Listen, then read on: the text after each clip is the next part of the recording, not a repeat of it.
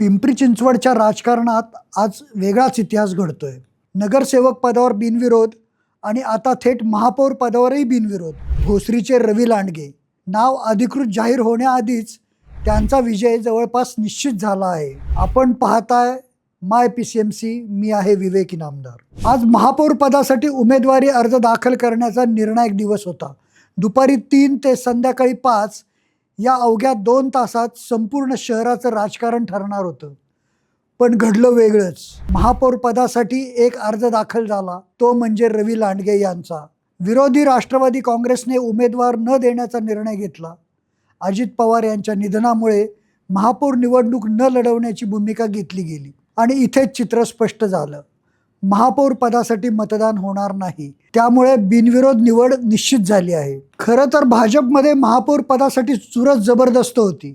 शहराध्यक्ष शत्रुघ्न काटे, अनुभवी नगरसेवक शीतल शिंदे, राहुल कलाटे, माजी उपमहापौर तुषार हिंगे, माजी महापौर नितीन काळजे, ॲडव्होकेट नितीन लांडगे सगळेच तगडे दावेदार। मात्र प्रादेशिक समतोल आणि अंतर्गत राजकारण, आधी दिलेल्या संधी आणि पुढील स्थायी समिती अध्यक्षपदाची गणितं, या सगळ्यातून रवी लांडगे यांचं नाव हळूहळू पुढे सरकलं। स्पर्धक असताना देखील मैदानात एकटे रवी लांडगेच उरले।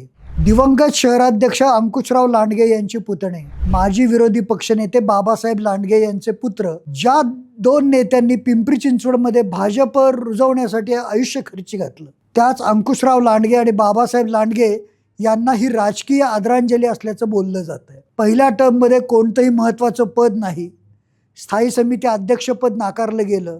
नाराजीतून त्यांनी स्थायी समिती सदस्य पदाचा राजीनामा दिला, पुढे पक्षांतरही केलं, पण पुन्हा स्वगृही परत येत दुसऱ्यांदा बिनविरोध विजय। आज त्या सगळ्या राजकीय चढउतारांचा शेवट महापौर पदाच्या खुर्चीपर्यंत येऊन पोहोचतोय।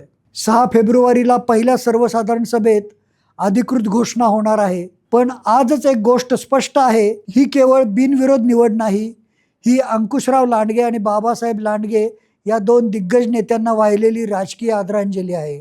पण पुढचा प्रश्न महत्त्वाचा आहे, महापौर पदाची ही निवडणूक पिंपरी चिंचवडच्या राजकारणात नव्या समीकरणांची नांदी ठरणार का?